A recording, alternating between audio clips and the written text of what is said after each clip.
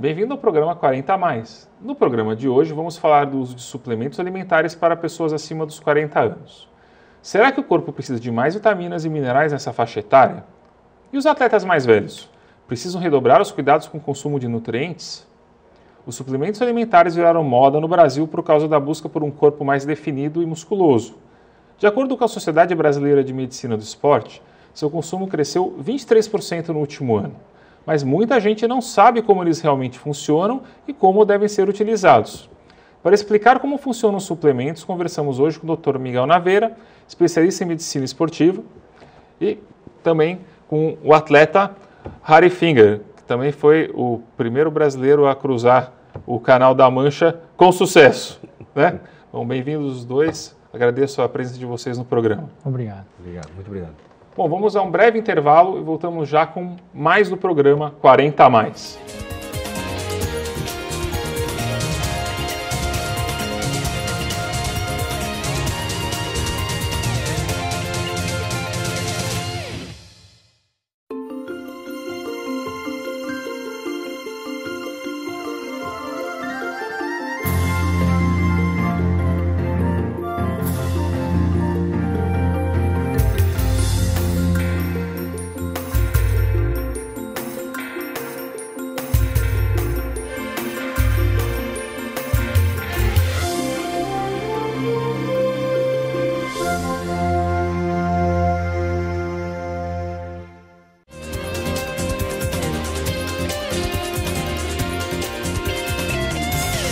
Voltamos agora com o programa 40 a mais.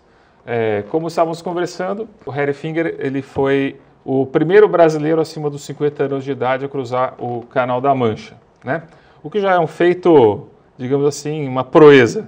Vamos conversar um pouquinho hoje, Miguel, sobre como foi esse preparo para o Harry e como que, de um modo geral, as pessoas que estão começando na vida de atleta aos 40 anos de idade têm que se preparar para não cometer nenhum erro tanto nutricional como de ter uma lesão posterior por um preparo ou um despreparo do organismo, né?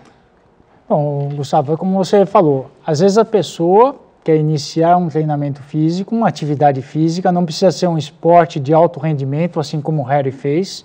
O Harry foi para um esporte de alto rendimento, ele saiu de uma prova simples de piscina, poucos quilômetros de praia ou de rio, para ir para uma maratona, ir para um desafio que é atravessar o Canal da Mancha. Mas as pessoas do dia a dia, muitas vezes uma vida sedentária, não realizam atividade física. E para iniciar a atividade física, devem realmente procurar um acompanhamento médico, verificar se a identidade biológica e bioquímica dela corresponde àquela atividade física, a afinidade da atividade física, e se a forma de hábito de vida dela, associada à atividade física, requer uma suplementação, porque não são todas as atividades que requerem uma suplementação nutricional, ou seja, utilização de comprimidos de vitaminas, minerais, aminoácidos. Muitas vezes só uma sobrecarga ou um treinamento contínuo é que leva à necessidade desses suplementos. Eu acho que tem duas coisas que foram muito importantes aí você ter frisado, que primeiro, né, a gente sempre tem aquela visão de que o atleta de performance, o atleta de resultado, que está nas competições top, necessariamente tem que ser aquele atleta magérrimo e com, sei lá, os músculos definidos. Isso depende muito do tipo de esporte, do tipo de prova realmente que ele vai fazer, né? E aí entra realmente essa complementação ou sobrecarga, né, que vai dar essa força extra que ele precisa naquele momento, né? Bom, a gente estava conversando um pouquinho sobre como foi o caminho do Harry, e que poucos sabem, mas o Harry ele começou realmente a nadar e a fazer isso com mais afinco, já eram 37 anos de idade. 37 anos de idade, né? Exatamente. E como que você resolveu, de repente, aos 37 anos de idade, partir para um desafio desse? Assim, o que O que te motivou? Você olhou alguém e falou assim, você é igual, se ele fez, eu faço também, é isso? Na verdade, eu comecei a nadar com 37 anos motivado por um pedido médico para cuidar da bronquite e asma. Estava com asma e bronquite e fui para a piscina. Treinando na piscina do clube, uma técnica me viu nadando e perguntou se eu não queria nadar nos masters da equipe. Nadei durante alguns anos em piscina e depois, quando mudei para Ilhabela, comecei a treinar no mar. E numa dessas provas de mar, onde eu nadava de 1 a 3 quilômetros, eu conheci um atleta, Percival Milani, que tinha feito o Canal da Mancha. Eu tinha lido um pouco do Canal da Mancha, tinha visto alguns filmes do Canal da Mancha. Falei, bom, eu conheci um cara de carne e osso que fez, por que não fazer um dia? E desde aí, de 2003, na verdade, eu comecei a vislumbrar a oportunidade, quem sabe um dia fazer essa prova. E Miguel, quando vocês se conheceram, isso faz quanto tempo? O ano passado o Harry atravessou o Canal da Mancha, 2 anos atrás. A gente se conheceu por intermédio do técnico dele, né? O técnico do Harry é o Igor de Souza, um exímio nadador. Foi o brasileiro que atravessou ida e volta o Canal da Mancha. Ele já havia feito 2 oportunidades à ida do Canal da Mancha, ele fez ida e volta. Ele chegou a sair da Inglaterra, ir até a França, ficar 30 segundos no solo francês e retornar à Inglaterra a nado. Ele já chegou preparadinho para nadar ou teve que fazer uma mudança na dieta? Como é que foi? O grande desafio, né, o Igor é um profissional exemplar. O grande desafio, ele envia para os pacientes, encaminha os atletas ou pacientes para um cuidado médico. O grande desafio é, primeiro, verificar o perfil do atleta, verificar as condições bioquímicas, as condições atléticas, as condições clínicas e lançar o desafio. O Harry, na ocasião, apresentava um pouco mais de gordura corporal do que o devido para o treinamento. E segundo as exigências do treinamento, ele necessitava diminuir a gordura corporal, melhorar o condicionamento aeróbico e evitar que tivesse lesões e diminuição da imunidade. Por quê? Porque a sobrecarga de treino no período dos 10 meses seria intensa. Ele iria atravessar 36 quilômetros, a temperaturas baixíssimas, com ventos fortes, com marola, né? Ou seja, todos os efeitos adversos, ele teria que enfrentar esse desafio. Então, nós tínhamos que preparar de uma forma segura para o atleta. E o desafio foi adequar melhor a gordura corporal, a suplementação dele ao nível de treinamento. Você falou um pouco de minerais. A gente sabe que todo atleta acaba muitas vezes passando até dos próprios limites, porque ele vai pegando o gosto, eu brinco. É o bichinho que vai lá e te pica. Sim. E você fica naquele vício do exercício, sim, de uma certa maneira, que é saudável, né? Mas às vezes você começa a passar um pouquinho do desejável. Então o atleta é sempre aquela pessoa que está no limite da saúde, mas ele está ali na beirinha de poder ter algum problema relacionado a uma imunidade mais baixa. Hoje, quais são os minerais assim mais estudados? É o zinco ainda? Vitamina D, vitaminas... Olha, entre os minerais, né, falando, como você abordou, existe uma linha tênue entre o que você consegue, né, a exatidão, ao máximo, e o aparecimento de lesões. O que mais aflige qualquer tipo de atleta em qualquer esporte são as lesões musculares ou lesões tendíneas. Uhum. E muitas vezes essas lesões são causadas primeiro por hipertermia. Então, uma das coisas, corredores, nadadores, triatletas, maratonistas, esquecem de tomar água. A hipertermia acaba causando um grande prejuízo ao músculo. Segunda questão é a falta de alguns minerais. Como você abordou bem, o zinco ainda é um mineral em estudo. O nosso organismo ele consegue recapturar ou ressintetizar o zinco de uma menor quantidade, só 30%. Então, nós necessariamente em um esporte de alto rendimento necessita suplementar com zinco, mas outros minerais, como o cálcio, como o magnésio, como o fósforo, são necessários. Além disso, o ferro também é muito importante. Existe a anemia do atleta, do corredor, do maratonista, do nadador, do ginasta, do patinador e do futebolista. Além disso, as vitaminas. Em voga ainda as vitaminas do complexo B, a vitamina C, a vitamina D e a vitamina E. Importantíssimos para o bom desempenho atlético. Porque realmente, eu imagino que numa prova como essa que você fez no Canal da Mancha, o desgaste que você deve ter acabado essa prova, não só no preparatório como no durante a prova, eu acredito que até o pós-prova deve ter uma receita toda especial, personalizada para que você se recupere, né? Acredito que não seja só descanso, né? Deve ter uma série de vitamínicos e de coisas assim que...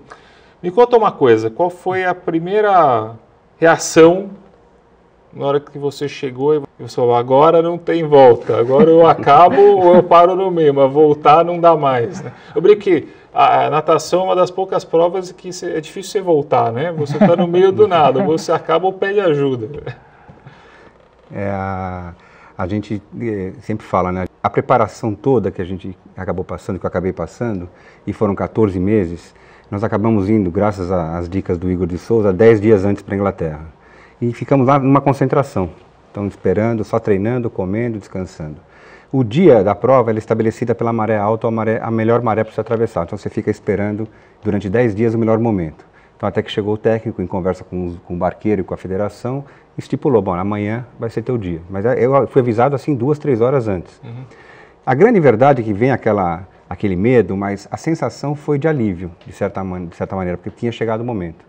Então você sai do barco do porto de Dover, ele não vai até a praia, que sai da praia de Dover, a praia que chama Shakespeare Beach, e você tem que ir nadando até a praia para dar largada. Tradicionalmente você vai até a parte seca da praia, levanta o braço e o barco que te acompanha estabelece o sinal, lá tem os juízes da federação que estão no barco e você larga.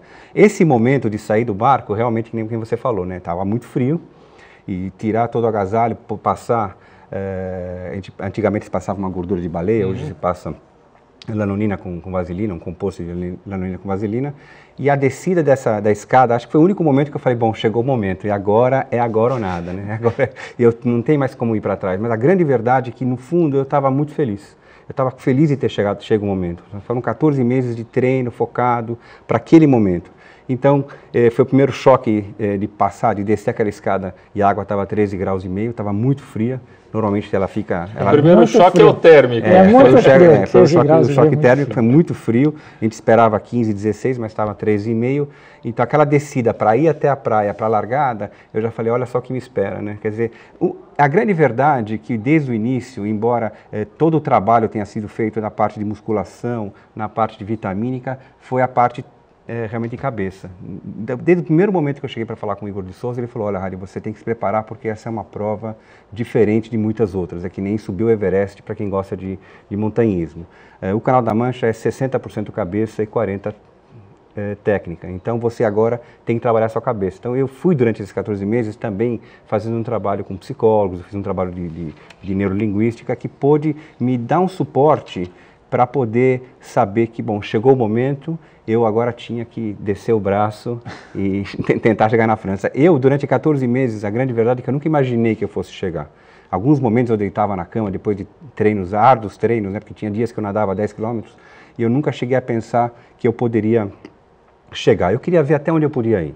Estava com 55 anos, eu sabia, só 10% dos nadadores chegam do outro lado, a estatística era muito curta para eu chegar lá. Então eu queria chegar até a metade, eu queria ver aonde eu podia ir. Então acho que os primeiros quilômetros a sensação foi essa, até onde eu vou poder ir. E depois que chegou na metade, falou, bom, agora já foi a metade. Não, tiveram vários momentos interessantes assim de chegar, a gente parava de cada 30, 40 minutos para receber a suplementação. Normalmente era carboidrato, você não pode encostar no barco, então o técnico acaba passando com uma haste o carboidrato que vem num copo líquido. Então em algumas paradas ele falava o tempo, olha, já nadamos 3 horas, 4 horas, e quando chegou na metade do canal, que ele avisou, olha, já chegou na metade, e eu estava me sentindo bem. Eu falei, bom, vai dar para nadar muito mais do que eu tinha imaginado, que era só o meio. E durante acho que quando chegou na 8ª, 9ª hora, que transitam barcos pelo canal, os barcos não passam tão próximos, 800 metros, 1 quilômetro, mas um passou mais ou menos próximo e levantou umas marolas. E nessa subida da marola, eu subi, quando eu subi, foi a primeira vez que eu vi a França. E aí eu parei de nadar, eu gritava para o Igor, ele gritava do barco, ele olhava para baixo, falava assim, o que está acontecendo? Eu falei assim, a França, eu estou vendo a França. Eu falei assim, bom, ele gritava, tudo bem a França, mas olha, ainda faltam 5 horas para você nadar. Continua. A França está a 5 horas de distância. Tive vários momentos de emoção durante a travessia. Sim. Bom, vamos a um breve intervalo e voltamos já mais com o Dr. Miguel Naveira e com o Harry Finger para conversar sobre essa aventura.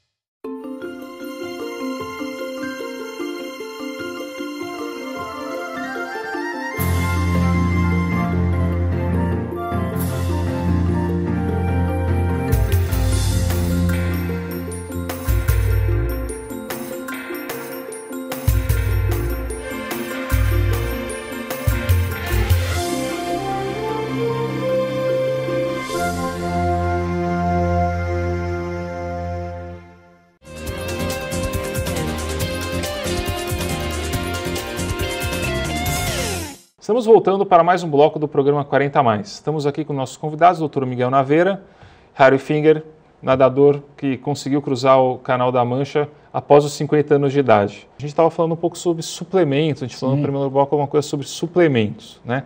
E hoje em dia a venda de suplementos é uma coisa que a gente vê na esquina de casa, mas nem sempre todo mundo sabe usar esses suplementos da maneira adequada. Então eu vou listar aqui algumas coisas, você tem o tempo que precisar para discutir alguma coisa de cada um, mas para tentar tirar a dúvida do pessoal lá em casa. Tá bom. Então, por exemplo, você tem o camarada que começa a se preparar e começa a fazer uma musculação. Musculação. Tá? Daí nessa musculação, um fala, não, toma caseína, toma whey, que whey é bom. Não, toma um shake de proteínas com aminoácidos. O que cada um desses elementos tem em benefício ou pode ter até em malefício para o organismo se a pessoa usar demais? Primeira coisa, o indivíduo acima dos 40 anos, ao realizar um processo de musculação, logo no início, basta a alimentação. A simples alimentação é o suficiente para ter energia para realizar a atividade física, no caso, a musculação. Porém, a suplementação vai depender do objetivo do paciente, do objetivo do indivíduo. Se o objetivo dele sou muito magro e quero ganhar um pouquinho mais de massa muscular, posso utilizar um aminoácido ou antes ou após a atividade? Sim, desde que tenha uma função renal boa, desde que tenha uma função hepática muito boa. O whey protein não é uma panaceia, não é uma mágica. É a proteína isolada do leite, importante para a recuperação muscular. Então, os pacientes que queiram ganhar um pouco mais de massa, ou os pacientes que estejam sob regime alimentar, que não podem ingerir muita gordura, podem utilizar esse whey protein isolado pós-treino, mas sempre acompanhado de uma orientação nutricional ou médica. Sim, justamente para recuperar, para não ter lesão, né? Sim, para não ter lesão. Sim. Por exemplo, então, se a gente pegar um camarada que é corredor, que faz triatlon, esse é um camarada que, além de ter essa parte muscular, que ele também vai ter que dar atenção, ele tem toda a parte pré-corrida, durante a corrida e o pós-corrida. E aí entra como o Harry estava falando, que no meio do Canal da Mancha, o treinador passava o copinho com meio água salgada, meio carboidrato. Então era uma água doce e salgada. Sim, para quê? Para que ele mantivesse os níveis de glicemia. Então, as pessoas que fazem uma atividade física mais de 1 hora, exemplo, uma maratona, um corredor na praia, um exercício de musculação acompanhado já com uma ginástica logo em seguida, ou um exercício como o triatlon que você falou, necessita utilizar aminoácidos que recuperem a glicose. Entre eles é a glutamina, que é um aminoácido que ressintetiza a glicose diretamente e indiretamente, e outros são os aminoácidos de cadeia ramificada, chamados BCAA. O BCAA ele é utilizado para evitar a chamada fadiga central. O Harry utilizou e outros atletas de longa duração utilizam. Por quê? Durante o exercício de longa duração, você pode levar à formação de um chamado triptofano livre. E quando ele está em excesso no organismo, te causa uma fadiga. A nível central, o seu cérebro dá um break, para e fala assim, estou cansado. Essa síndrome, chamada síndrome dos 30 quilômetros na maratona, como também no triatlon, como também na maratona aquática, é chamada síndrome de Forrest Gump. Forrest Gump por causa do filme Forrest Gump. Sim. Você lembra, quem já assistiu o filme Forrest Gump, verifica que o Tom Hanks está correndo o mundo e depois de correr 6 vezes o mundo, ele para e fala que está cansado. Houve a chamada fadiga central. Então é muito comum no maratonista.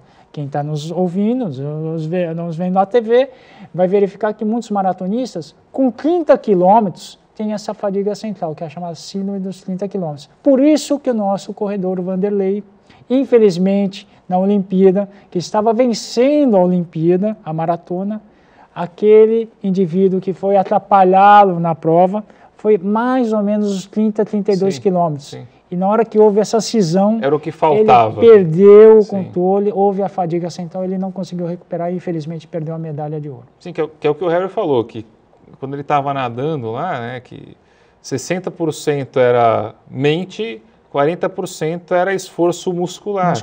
Realmente essas provas muito longas, chega uma hora que o teu organismo, você já sabe que ele não está aguentando muito. Então, na verdade, é a tua força de vontade. Sim, sim, com certeza. E aí, realmente, esses repositores, vamos assim, esses animadores para o sistema nervoso central acabam fazendo uma diferença grande mesmo.